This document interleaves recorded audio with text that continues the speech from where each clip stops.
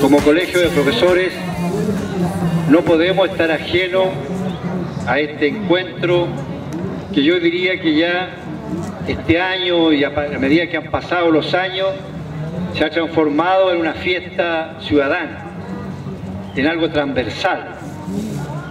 Incluso es sorprendente cómo en la semana escuchamos opiniones diversas de amplios sectores que quieren estar presentes en esta actividad. Yo les quiero decir en dos palabras que el norte, lo que hoy día queremos nosotros los maestros en Chile, es educación pública para nuestro país. Y no continuar con esta educación de mercado que ha profundizado la inequidad, la mala calidad de la educación y sobre todo la falta de oportunidades. Díganme ustedes, ¿acaso la educación no es uno de los instrumentos en que podemos posibilitar igualdad de oportunidades?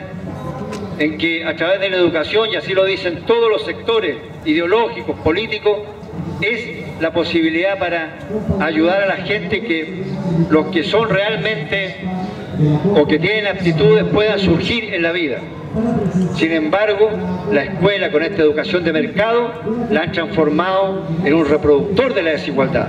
Y ante eso es lo que nosotros nos rebelamos. Y donde además hacen trabajar a los profesores en condiciones paupérrimas, inhóspitas, que prácticamente no tienen nada de apoyo. Entonces, en vez de apoyar a los maestros, que es lo que hace hoy día el sistema, los ataca.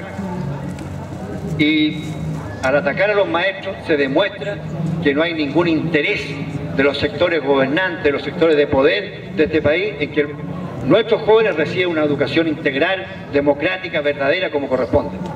Entonces yo les hago un muestreo de estos temas, que son temas de todos nosotros y que todos tenemos que estar involucrados en ellos y en movimientos que converjan realmente a hacer transformaciones de fondo, estructurales, sistémicas, en esta etapa que viene hacia adelante. Y en ese compromiso, en esa actitud, va a estar el Colegio de Profesores. Y por eso estamos en todas estas paradas, estamos en todos estos eventos y vamos a seguir paraditos, bien fortalecidos, y no nos van a amedrentar, nos van a amilanar, nos van a pasar por encima. Los profesores de Chile estamos con estos movimientos, estamos con esta fiesta, estamos por el desarrollo de todos estos aspectos que son claves para ir creando este movimiento por un Chile mejor y Chile democrático. Doy por inaugurado la fiesta la carpa de la educación del Colegio de Profesores e invito a que respaldemos todas las actividades movilizadoras del Colegio de Profesores. Muchas gracias, un saludo a todos.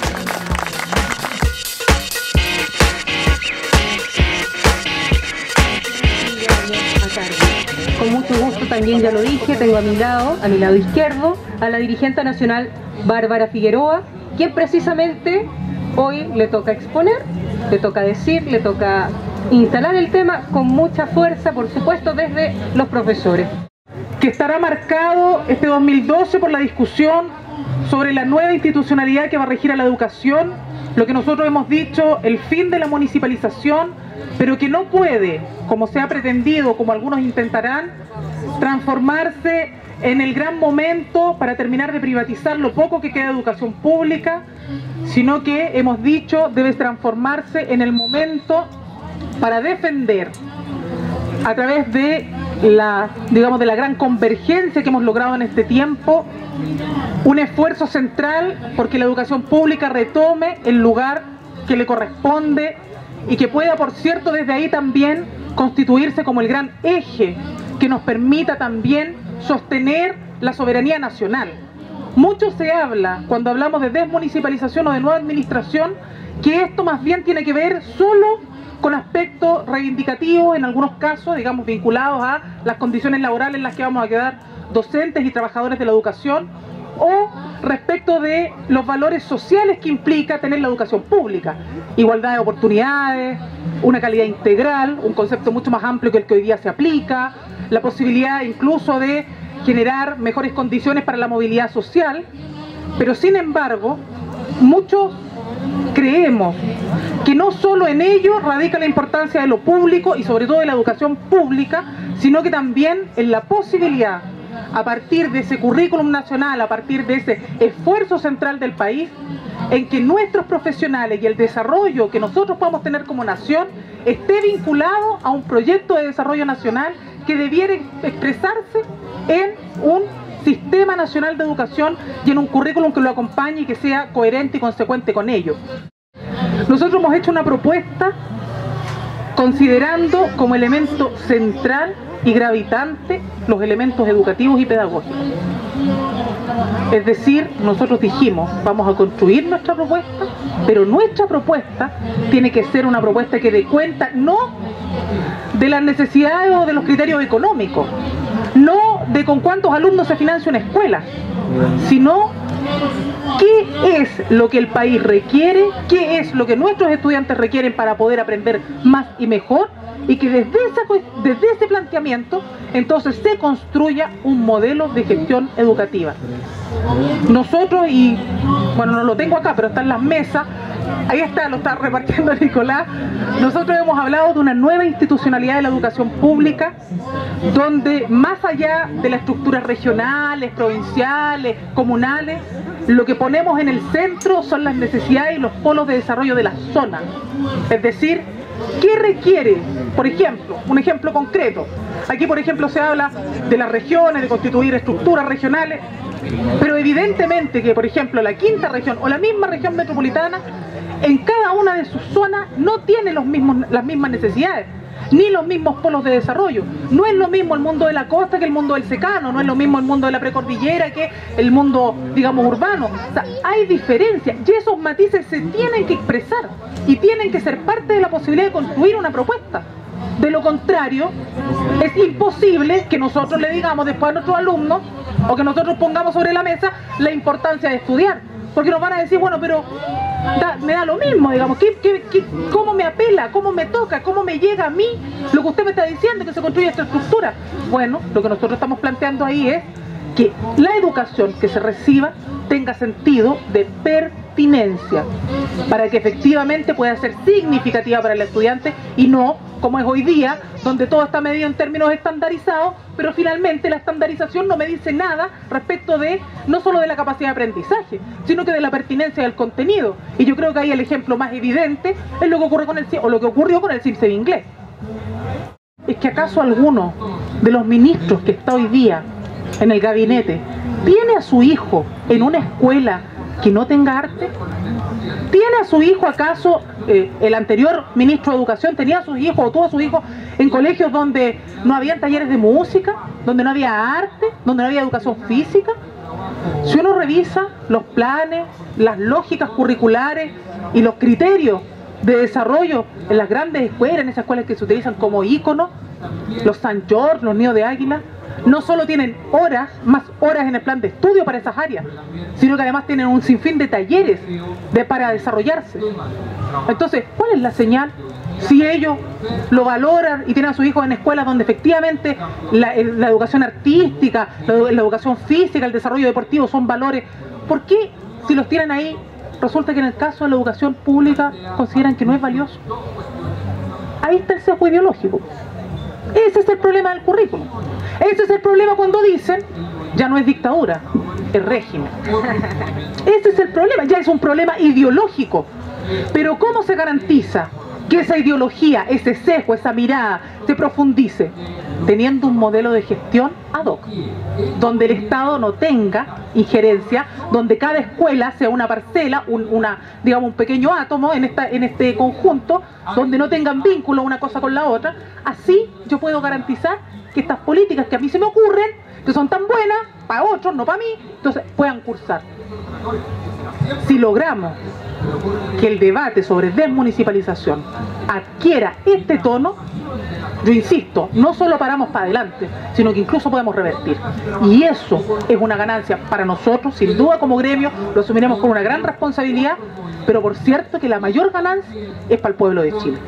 Y pensando en ellos y en ellas, es que esta pelea, nosotros al menos, Y en eso yo me comprometo como dirigente. Nosotros como colegio no vamos a dar un pie en falso. Muchas gracias. Eso. Gracias, Bárbara.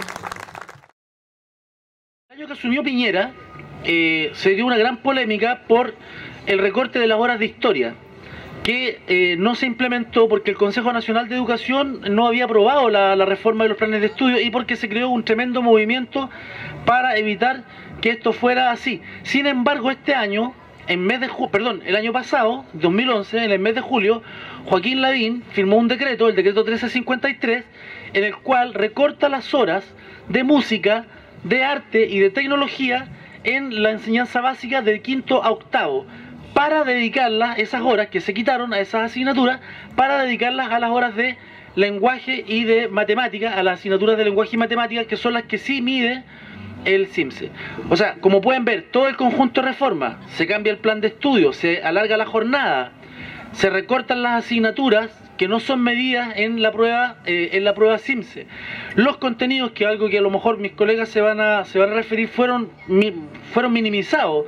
Ahora se llaman contenidos mínimos porque son lo más básico de lo que se puede enseñar en la escuela, que en algunas asignaturas por lo demás es mucho. O sea, hay un montón de reformas porque aquí hay una pelea por el control ideológico de la sociedad, por la preparación de los niños y de los jóvenes para la aceptación de un mundo competitivo, de un mundo individualista, donde todo tiene que demostrarse a través de una prueba o a través de algo que se pueda medir y que se pueda calificar con un número.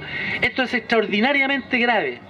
Y esto además es parte del diseño completo de reformas neoliberales que se vienen aplicando hace 20 o 30 años en el país, desde la época de la dictadura militar en realidad, y que hoy día se pretenden concluir o completar con la reforma de la administración de la educación pública.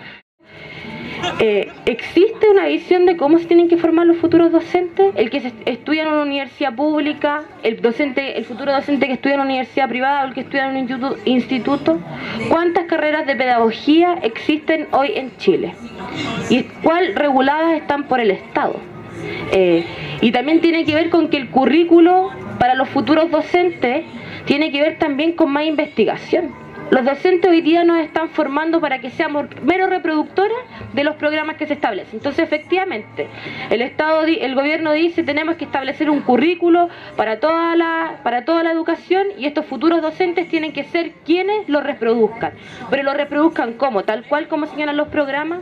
¿Tal cual como se señalan en las bases curriculares? ¿O tienen que ser permanentes investigadores, tienen que ser constructores de conocimiento dentro de la aula? Entonces ya hay un tema, que las asignaturas las mallas curriculares de las carreras de pedagogía tienen muy poca investigación, por ejemplo. Entonces, ¿de qué manera se le potencia al docente ser un permanente investigador? Mucho se habla, sobre todo en Educación 2020, el gobierno también lo utiliza para desviar la atención y decir que la educación inicial es la más importante, es la clave y es donde debemos apuntar hacia mejoras educacionales, porque de ahí parte todo. Pero, lo cual es verdad, es cierto, pero hay un gran desconocimiento con respecto a la educación inicial, porque no da lo mismo invertir millones y millones en educación inicial si no tenemos claro para qué lo estamos haciendo. Una muy buena intervención en educación inicial puede generar resultados incalculablemente valiosos para una persona, para un individuo y para la sociedad. Pero una mala intervención puede generar resultados nefastos.